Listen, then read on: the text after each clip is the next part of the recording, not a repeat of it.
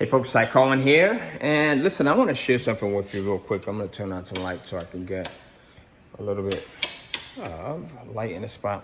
If you are an entrepreneur, if you're someone that is looking to take things to the next level, if you're someone who just wants a change in your life, like you want it so bad, and that you're frustrated to the point where you just don't know what to do, like you don't know how to get there, and you're getting flack from maybe your family, maybe you're getting flack from your husband, maybe your wife, maybe your boyfriend, your girlfriend, maybe you feel like your kids don't understand.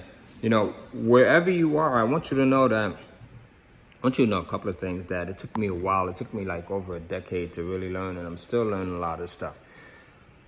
Man, entrepreneurship is not easy. It is not easy.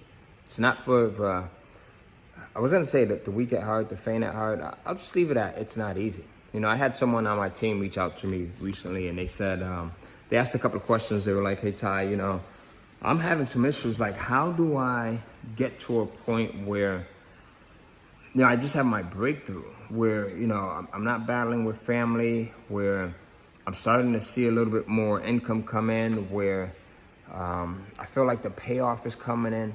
And my advice to them is, you know, there's no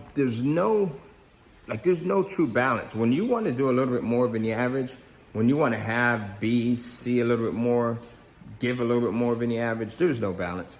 There's no true balance between family and work and the effort that you have to put in. Like, you're not going to see a third and a third and a third between family, work, and effort. That's not going to happen right there.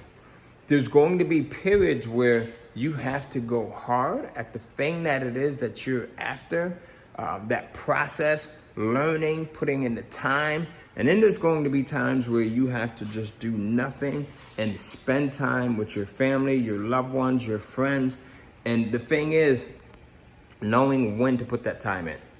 Like, knowing what that balance is like, so that you don't jeopardize your relationships, so that you don't jeopardize your friendships. Because money or success or any of the other things, like the material things, is never going to be more important than the family that truly is there for you. Like the family that's true. I'm not talking about like your 7th or 8th cousin, you know, down the line. I'm talking about the people that are in your circle, that are your ride or die, that are die hard, that are there for you. Nothing materialistic or money-wise or success-wise will ever be able to replace that individual. It's never going to be able to replace your mom, your dad, the husband, the wife, the boyfriend, the girlfriend that is truly there for you. Now, you're going to find people that come in like a husband or a wife or a boyfriend or a girlfriend that, you know, they already needed to go, right? Before you had to drive, before you had to grind, before you had aspirations to do something, they already needed to go. I'm not talking about that person. I'm talking about the person that if you thought and you were 100% honest with yourself, you knew that they truly had your back. There's nothing that's ever going to be able to replace that person, you know? And it took me a long time to actually learn that, if I'm going to be honest with you.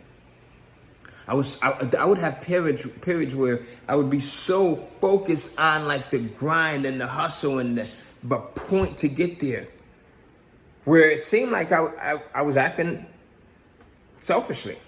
When in reality, my motivation was to be able to help other people, like to be able to give back and to be able to like just uplift other individuals and inspire and motivate other individuals.